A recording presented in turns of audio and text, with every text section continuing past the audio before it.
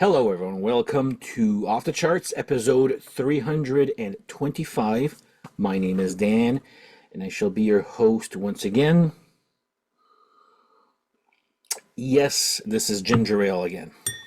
Haven't gone to the LCBO again. Busy day today, and basically the rest of the week, but whatever. So, before we start off, if you do like this type of content, please like and subscribe. Tell your friends. Hit the little thumbs up button just so we can. I want to try something out with YouTube here, so just try to, please, put the little thumbs up and hit the little bell to be notified when I publish new content like this, and share away. So, today, I'll be doing my top 10 albums I find are masterpieces, okay? What is a masterpiece? Well, it's a work of outstanding artistry, skill, and workmanship. That's what I got when I Googled the word meaning there. But yeah, so these are going to be albums that I find are great. No duds on them. I'm going to give three honorable mentions at the end there, and you'll understand why certain albums didn't make the top 10. But these are albums I find are just pure genius, musically, lyrically, everything is perfect about them, okay? And for each example, I'll give an example or give you an explanation why I find this to be a masterpiece album. So I've gathered 10. Now you're not going to see, I know my favorite band is Kiss. Kiss to me have never made a masterpiece album. By the definition, I'm doing a masterpiece. Now, I guess technically, arguably, some people will say, well, The Elder is a masterpiece. Well, it's got its great moments, but there's a couple of duds on that album there that I can't. So that's a reason why it would not qualify. So let's go through my top 10. These are alphabetical order, but they're definitely my top 10. And after that, I'll give you some my three honorable mentions. So yeah, like there's nothing Kiss like. Nitro did not make any masterpiece albums. I could tell you that right now. So album number 1, and there's going to be a few surprises here. I'm sure people will be like, huh? That's there, but to me, that's a masterpiece. So first off is I've talked about these guys many times. I've known about these guys all my life and only discovered them like in the last 3 years. I'm like, how the hell did I not? So I'm going to talk about again, Blue Oyster Cult, and I'm going to put this album, Fire of Unknown Origin. Man, there's like rock, heavy metal, hard rock, slow, progressive, like there's everything on this, and every song. It took me a good 2-3 listens to really appreciate it. But man, oh man, is this album, like this is easily my favorite Blue Oyster Cult album. It's the one that made me collect everything like 3-4 years ago and then haven't looked back since. But the Fire of Unknown Origin, great opener. Burning for You, that's a single. It's a single, but it's a great single. It's probably their second most popular single after Don't Fear the Reaper. Veteran of the Psychic Wars, talk about a weird song, and you got to check out the live version of this. Man, Buck Dharma just does an amazing guitar solo on that, and is actually my dad's favorite Blue Oyster Cult song, a song called Veteran of the Psychic Wars. I don't even know what that title means there, but yeah, that's Soul Survivor, another great song. Heavy Metal, The Black and the Silver, I like it. It's probably my least favorite of the album. But Vengeance, The Pact, probably my second favorite of that. After Dark, another one. That's a great.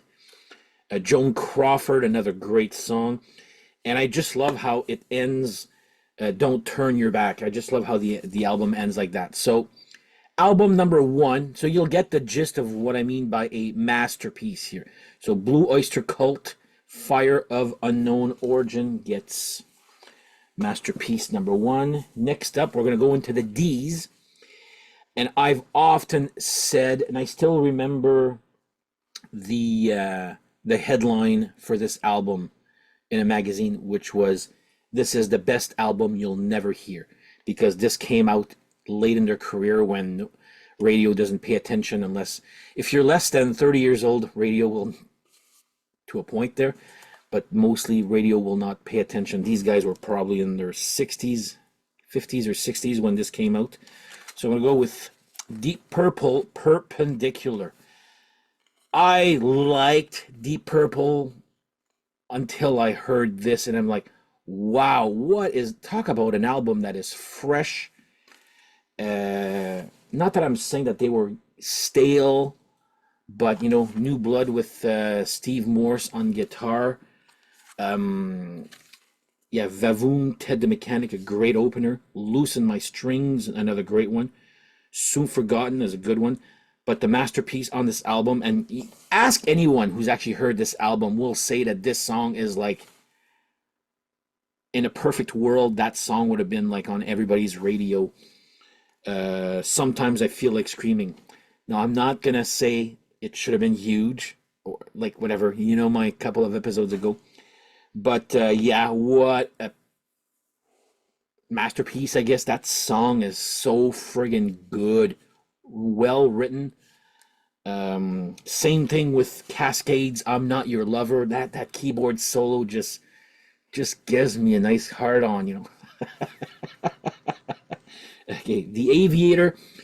I used to not like it. Then it's like, it's a good way to calm yourself after all the amazingness. Rosa's Cantina is a good song. A Castle Full of Rascals, that's another great one right there. A Touch Away, another one similar to The Aviator. Hey Cisco, another good one there. Somebody Stole My Guitar. I friggin' love that song. Like, it's a dumb subject. I know I said lyrics have to be good there. I mean, it is what it is there. But it's a great song. And the Perpendicular Waltz. And there's also a bonus track on this version, which I forget the title. Don't Hold Your Breath. Yeah, I was like, this. And this actually is a bonus track on the vinyl because my CD does not have this song. So yeah, Deep Purple, Perpendicular. I totally agree with the headline saying this is the best album you will never hear, because most people have given up. And the general public I'm talking about, they had some good songs back in Highway Star and Smoke on the Water. No, there's so much more to Deep Purple. So Perpendicular, Deep Purple, number 2 for me right here. Next up, okay, whoop. There we go. Okay, now let's go to thrash. Yes, I do like some thrash. And it took this album, well, this is when I started really paying attention to this band. My friend, we used to go to each other's house, and my 2 friends would be all thrash and I'd be all hair metal, and I'd love my hair metal videos and the thrash videos. I'm like, but then when this one came out, that's when my curiosity got piqued a little bit there. So I'm going to go with Megadeth, Rust in Peace. Holy Wars, the Punishments Do. Whoa, what a ride that is. Hangar 18, just right after. Wow. Take No Prisoners, another great song. Five Magics, that's a great one. Poison Was the Cure. I love the title for that one there. Lucretia, it's a good little song there. Tornado of Souls, probably one of the better guitar solos by Marty Friedman. Arguably, Dawn Patrol is a bass solo, blah, blah. And Rust in Peace, Polaris, another great way to end the album. So yeah, I wasn't a big thrash guy. I still am not, but I do enjoy certain thrash. We'll call them the big two, Anthrax and Megadeth. Apart from that, I don't really own any thrash there, but I'm going to give credit where credit is due. This album is a fucking masterpiece. I friggin' love this. This is what got me interested, and then Countdown to Extinction was what starting me buying the albums and then going backwards and then listening to this. I'm like, holy shit, man, that's even better than Countdown, in my opinion.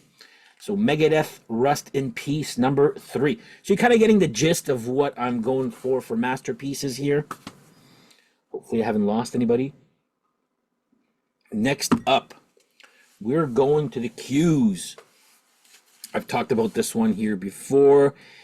My favorite album by this band. I'm going to go with Queensryche, Operation Mindcrime.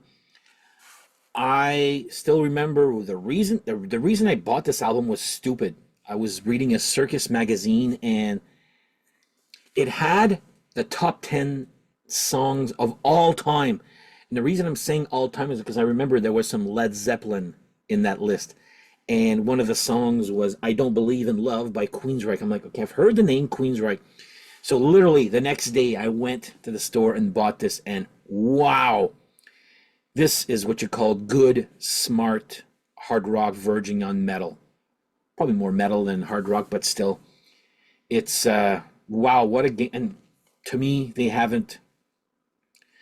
Well, Empire, it is what it is there, but to me, that was their peak. They even tried redoing a part 2, which fell on deaf ears, basically. There, I only liked the one song, the Dio song there, but... I remember now. Anarchy or Anarchy X. Great intro instrumental. Love that song. Revolution Calling. It's probably my favorite of the album. Operation Mindcrime. That's another great one. Speak the Word. Yeah. These are all great songs. Spreading the Disease. The Mission. Sweet Sister Mary. That is... I love the... not the dual vocals. There's a girl singing in there. The Needles, the Needle Lies, Electric Requiem's a short one. Breaking the Silence. I Don't Believe in Love. It is actually a great song. Is it the best top 10 songs of all time? Whatever. That's up in the air, you know. It's an opinion. Waiting for 22, My Empty Room, and Eyes of a Stranger. That's a great way to... I think there was a video for that too. I'm not sure about the videos for this album. It was... I know...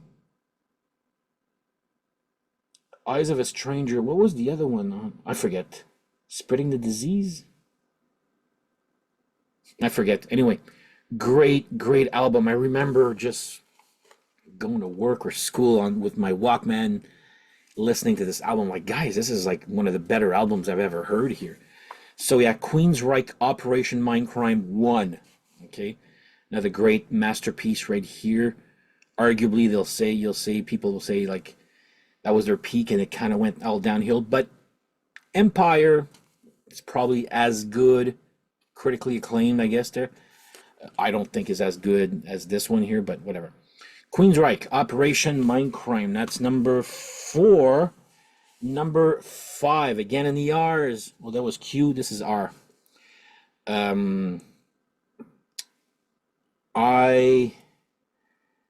This one I went backwards and I found out about. So I used to love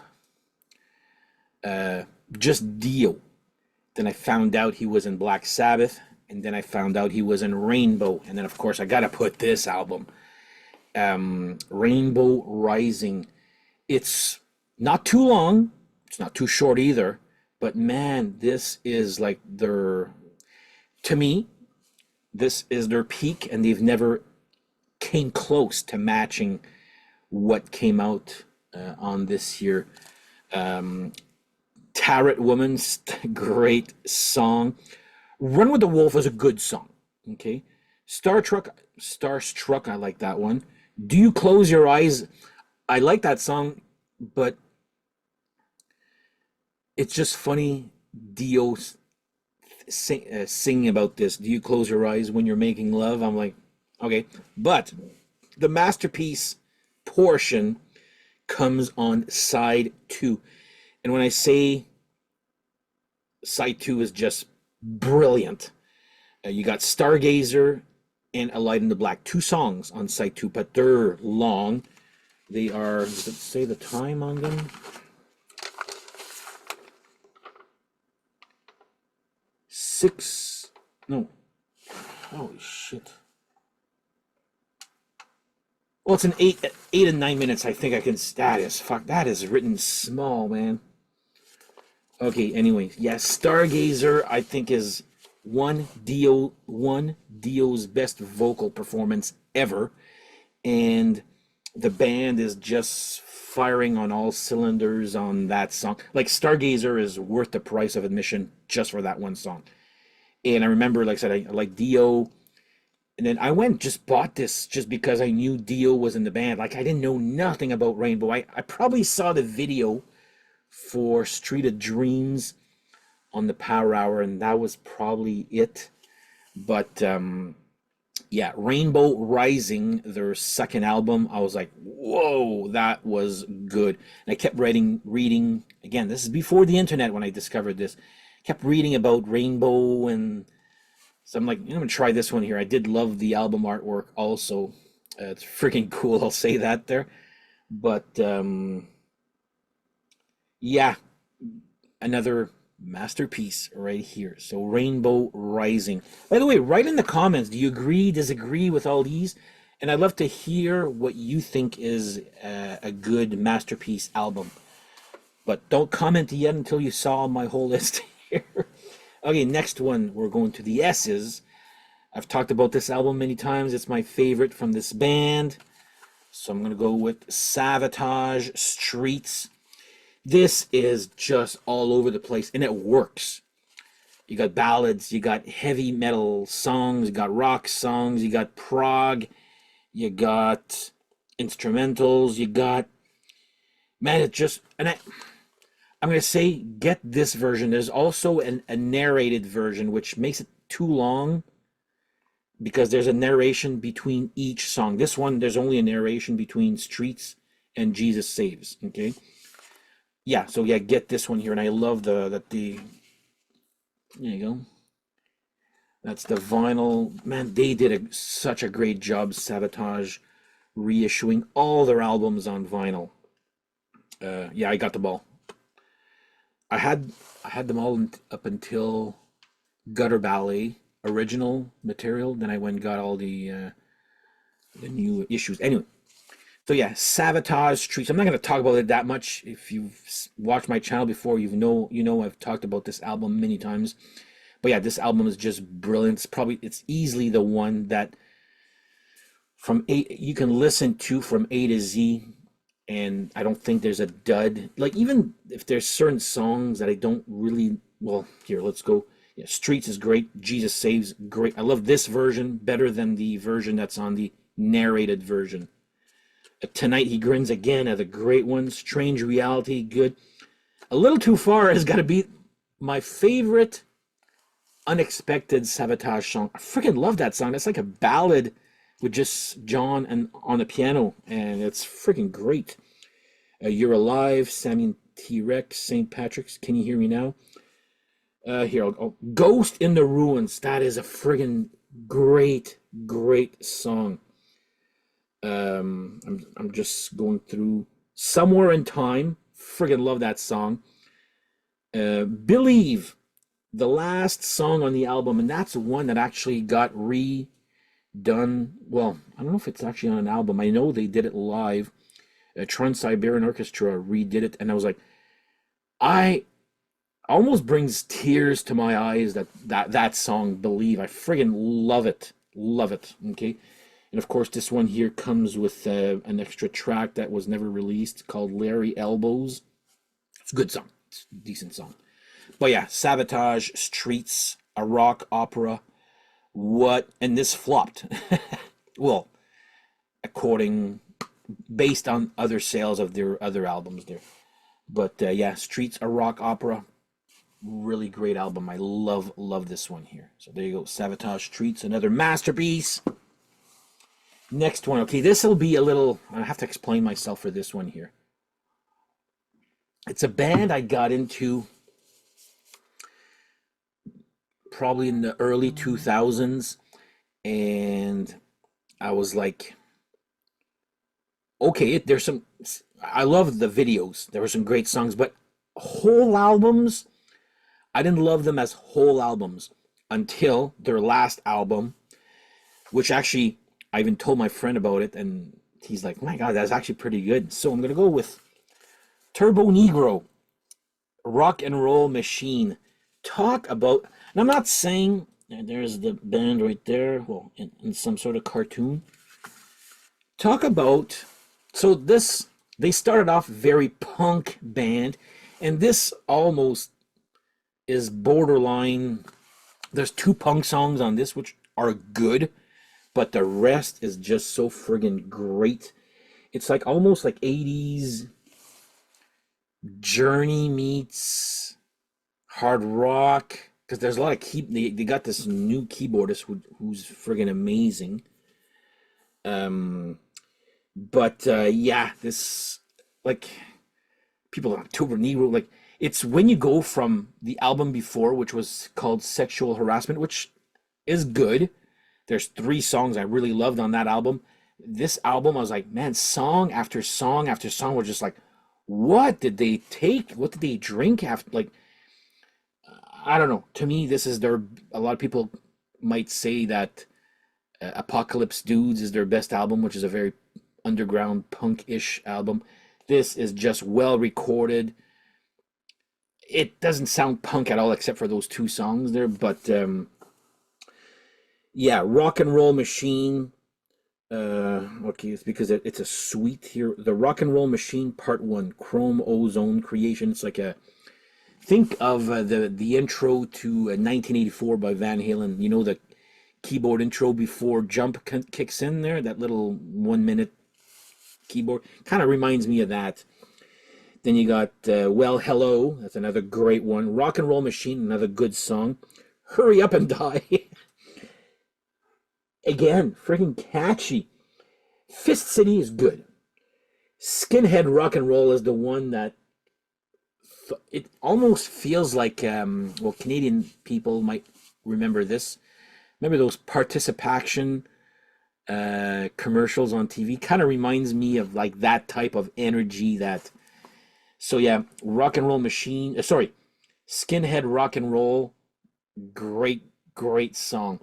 Then you go to side 2, Hot for Nietzsche, which there's a single version and the version on this album, and both versions give us like something different. Basically, one's polished, this one's not polished, but this one has extra musical stuff, which I friggin' love.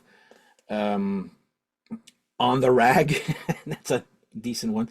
Let the Punishment Fit the Behind, that's a great one. This is the one I told my friend about here, John Carpenter Powder Ballad.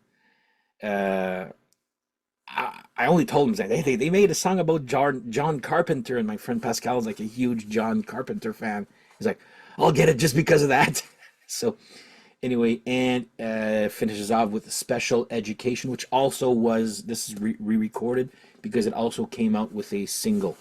Now this came out in 2018, 7 years ago. Let's go, guys. Like, this can't be your last album here. So anyway, Turbonegro Rock and Roll Machine, but you gotta hear Hot for Nietzsche, Skinhead Rock and Roll, John Carpenter Powder Ballad, Special Education, and Hurry Up and Die. And see, that's basically the whole album. So there you go. Turbonegro Rock and Roll Machine.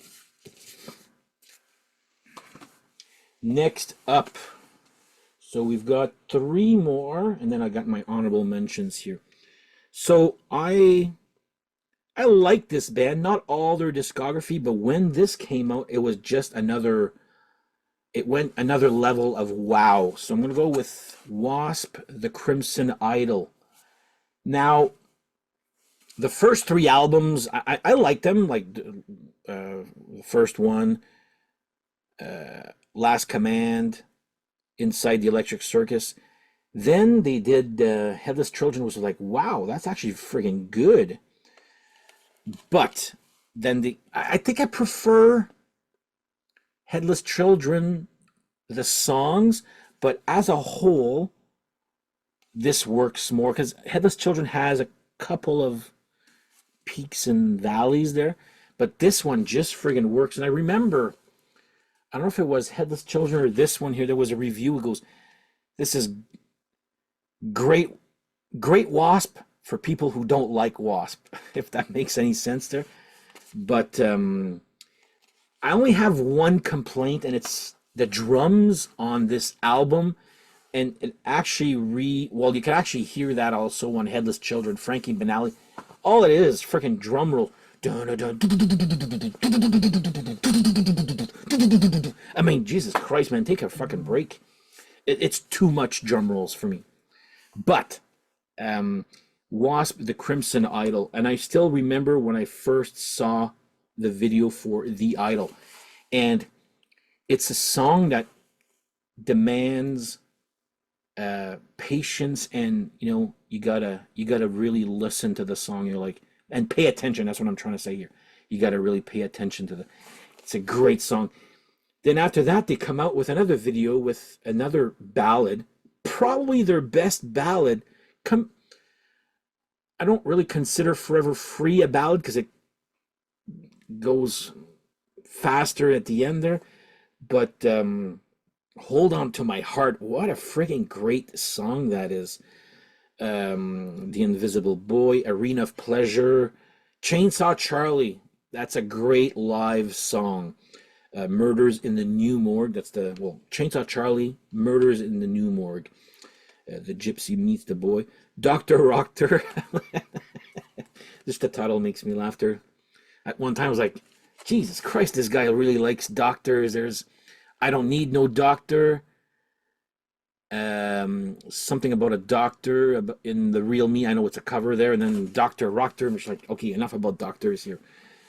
They're not that interesting to be talked about musically. But anyway, here's the... it's a concept album similar to Streets, a rock opera. I do prefer Streets than this one. But yeah, this one is serious Wasp.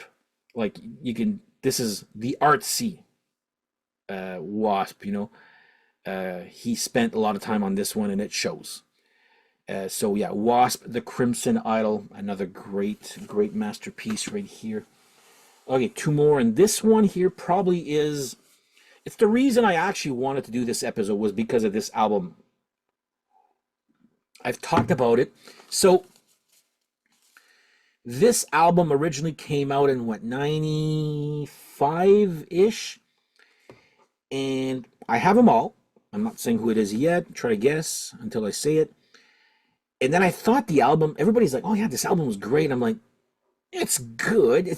To me, there was missing something. And then 2 years ago, they announced that they would be reissuing that album, but in its completion as to how it was supposed to be. So, the album is called PHUQ, or PHUQ, from the Wildhearts. A lot of people are like, oh yeah, that's their peak. And I'm like, there's missing something. But then, and I didn't have it on vinyl because the original copy is just way too expensive. So, I went and ordered this just on the base that it was going to be on vinyl, but then I read the record company, which was East Coast or East West Records, one of the two. They were on their second album. The Wildhearts decided, we're going to do a double album. I'm like, the company's like, whoa, you're a new band. This is your second album is going to be a double album. Well, talk about, record companies have been wrong. This is one that really, they were wrong for this one here. So what happened is they chopped off all the long songs and put them into... they took off all the longer songs, and you were left with an album that just, to me, didn't really flow. They had some good songs on it, but there was missing something. So that was the PHUQ, or fuck, I guess. Different pronunciation, or spelling of the word fuck, I guess. And then they took those long songs and the Wildhearts made a fan club only album called Fishing for Luckies, which had all the long songs. And I actually got that when I got into the Wildhearts. I'm like, okay, well, let's I'll get that. I'm like, man, these songs are great. And only later on did I realize that Fishing for Luckies and the original Fuck were supposed to be one whole album. So yeah, they went and reissued it properly. This is how you do a reissue, by the way, properly, with all the bonus tracks. There's like, this is a 3 vinyl, and you don't see the time go by, man. There's like Inglorious, which was on the Fishing for Luckies, great way to start the album. Now I get I Want to Go Where the People Go. Like, I used to like it, but not as an opener. Now it's great as a second song. Schizophonic, another great song that was on Fishing for Luckies. Baby Strains, it's good. Nita Nitro's good. Do the Channel Bop. Why the hell that was not even on the original? Again, it was on Fishing for Luckies. That is another great long song. Cold Patootie Tango. Caprice would probably be the only long song, or long-ish song, I should say, on the original Fuck, which is the song that made me become a Wildhearts fan. It's not my favorite song anymore. They've done so much more there. Be My Drug, V-Day, Just Unless, another great little single. Jonesing for Jones is good. Whoa Shit You Got Through, it's just a little short song. Naivety, Play. Another one here. If Life is Like a Blood Bank, no, If Life is Like a Love Bank, and in brackets, I Want an Overdraft. So that was also, that wasn't on Fishing for Luckies, actually. That was just not released. Well, one of their million singles, which I'm proud to say I've actually got some pretty good maxi singles and EPs from the Wildhearts of late there. I'm going all gung-ho for that there. In Lily's Garden's good here. Geordie and Wonderland. Well, talk about a kind of sounds Celtic-ish or Irish. I don't know there, but man, that song was friggin' good. It was also on a B-side. It wasn't on the Fishing for Luckies album. But yeah, like, and I'm watching, there's an album, a DVD. I have the Wildhearts live in Scarborough Castle, and Ginger plays Geordie in Wonderland with just an acoustic guitar. He starts off the song. The whole crowd, and I'm talking at least 6,000 people there, okay?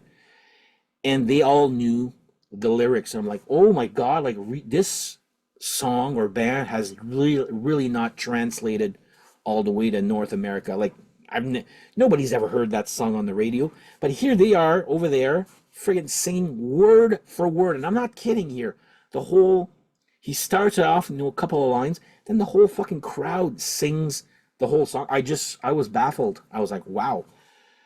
Getting It, another great song. See, that one, Getting It, was how the Fuck album originally ended. But now they went and added one of my favorites, if not... Sorry, I've been talking about a lot with this one here. Yeah, Sky Babies, which takes one whole side, which was also on Fishing for Luckies.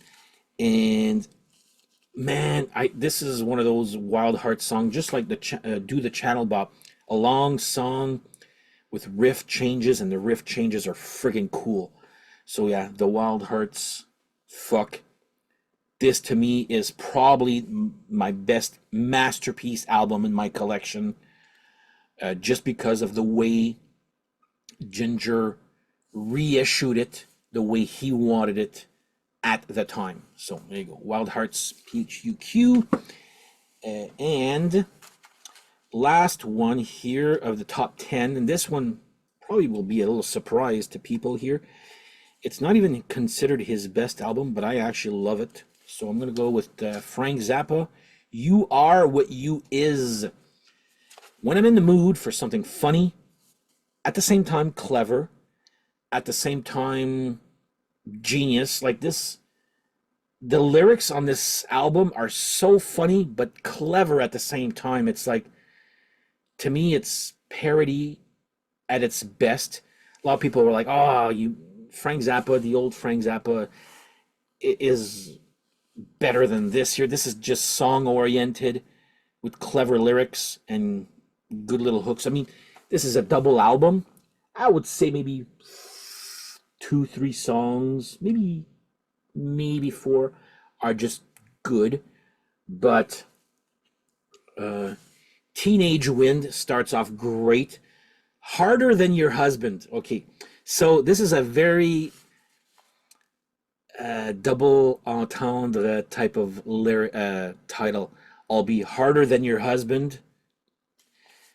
Of course, you could probably think of, but he adds, I'll be harder than your husband to get along with. I'll be harder than your husband every night. Anyway, you can get the gist there. Doreen, Goblin Girl, theme from the third movement of Sinister Footwear. That's an instrumental. Society Pages, another great song right there. I'm a beautiful guy. Yeah, that one, that's another good one here. Beauty knows no pain. Charlie's Enormous Mouth. You gotta listen to the lyrics for that song, and you'll be like, okay, you think he's being dirty, but then like it's actually fucking clever what he's actually saying.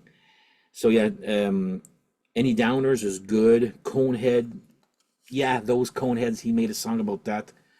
You Are What You Is. Now that was the first Frank Zappa song / video I ever saw, and I was like, man, okay, it's a little repetitive, but that, again, lyrics are friggin' great, or genius on that.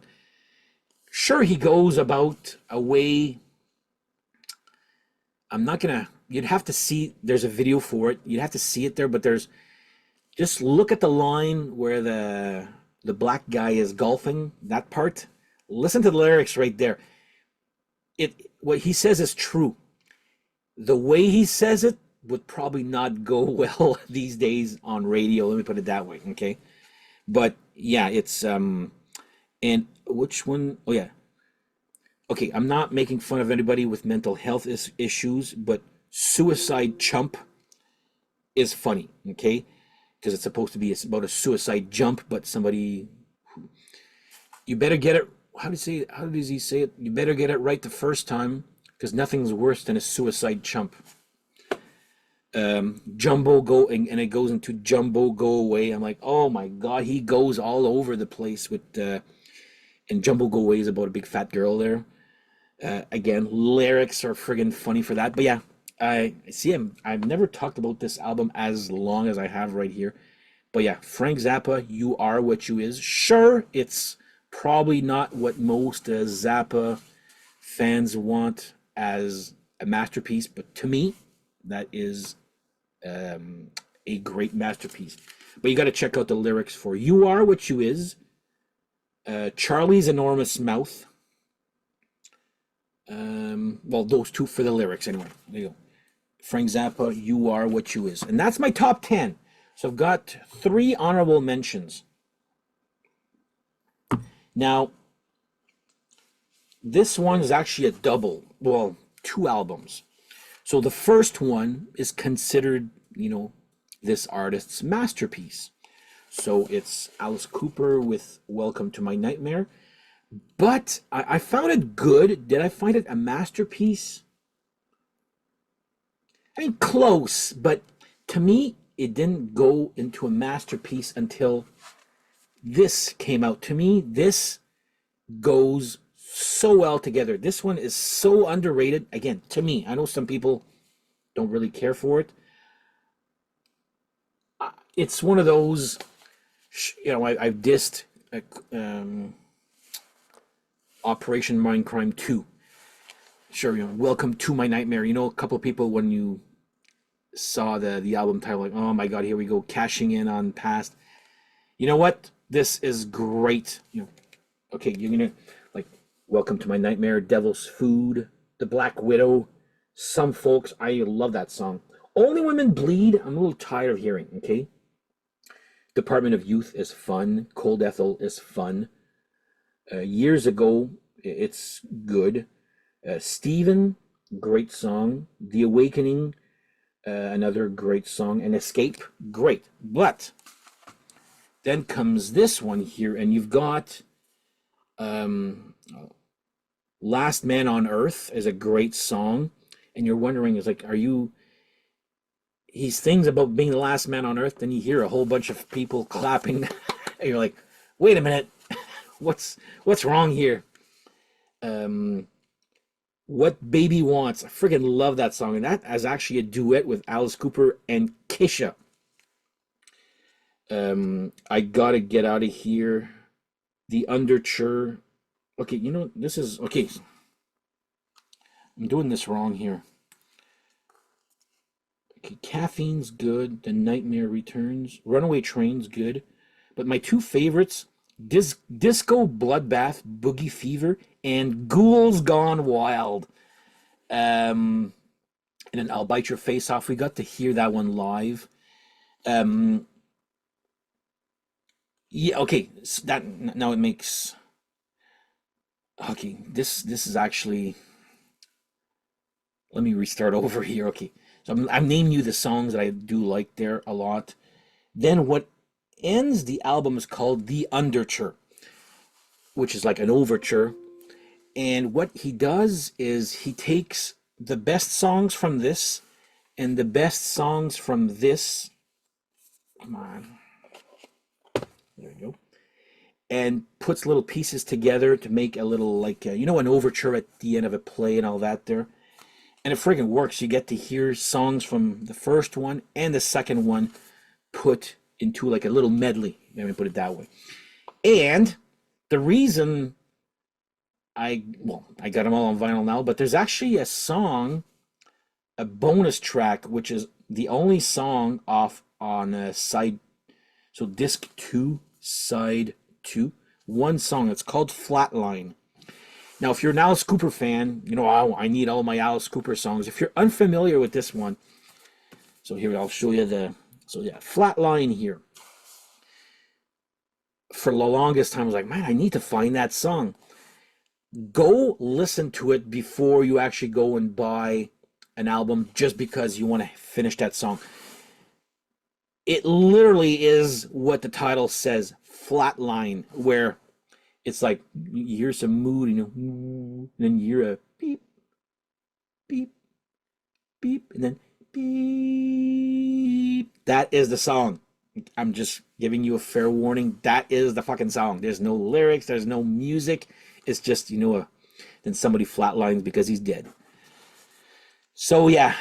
Anyway, honorable mention. I said there's a few songs. Well, there's one that again I'm tired of here. There's a couple of songs here. I'm like, okay, good, but the stuff that's on this is friggin' great. So that's another one right there. Honorable mention number 1. I got 2 honorable mentions here. We're gonna go with Rush 2112 or 2112. The reason I didn't put it in my top 10 is because side 1 is the masterpiece. Side 2, some people apart from A Passage to Bangkok, like I couldn't sing you these songs. I'm if I put them on, I'm like, oh yeah, okay, now I get it there. Just side 2 does not reflect side 1 to me. Okay, side 1 is just near perfect. It's a great side 1 there, which is a whole song that's over 20 minutes long, I guess there. So yeah, that's the reason I didn't put this one in my top 10. And last one, I'm going to put this one here because to me, okay, I'll show you the album first here. So Saxon, Power, and the Glory. I love Saxon. To me, they never came close to matching the wholeness or the greatness of this album as a whole. Every song on this is friggin' great. While other albums, you know, it's good, great, some suck or some or whatever. To me, this album from A to Z is just great. Power and the Glory is actually my least favorite song of the album, believe it or not. Redline, love that song. Warrior, another great song. And I think it's on the there's Live Innocence where they do a medley with Warrior, and it's friggin' they add to the guitar solo. Nightmare, great song. This Town Rocks, cheesy title, but man, that song it would be a great live song for a certain town, I guess. Watching the Sky, another great song. Midas Touch, so my copy, I had the cassette of this way back. I didn't have Midas Touch. I had a remake of Susie Hold On, which is a lot better than the original version on is it Strong Arm of the Law, I believe. I think so. But Midas Touch is actually a good song. The Eagle Has Landed, probably, well, easily in my top 5 songs of Saxon of all time. Even the song, The Eagle Has Landed. Actually, I forgot the song was on this because I just took it out and I'm like, shit, I forgot about The Eagle Has Landed. That is an epic masterpiece right there. Friggin' love that song. It starts off, and kind of slowly grows, and then until you get to the end. And I love it when they play this one live. I've never saw it live, but I've seen videos and it friggin' rocks. So Saxon, The Power and the Glory would be my third honorable mention. And there you have it. This is my top 10 masterpiece albums and 3 honorable mentions. So let me know in the comments, what are your masterpiece albums? Did I miss some? Did I put some in there that you don't agree with? Whatever. I just love comments and replying to people. So anyway, leave your thoughts. So on that note, this is it. The episode's over. So we thank you guys for watching once again, and we shall see you guys next time. Take care. Bye-bye.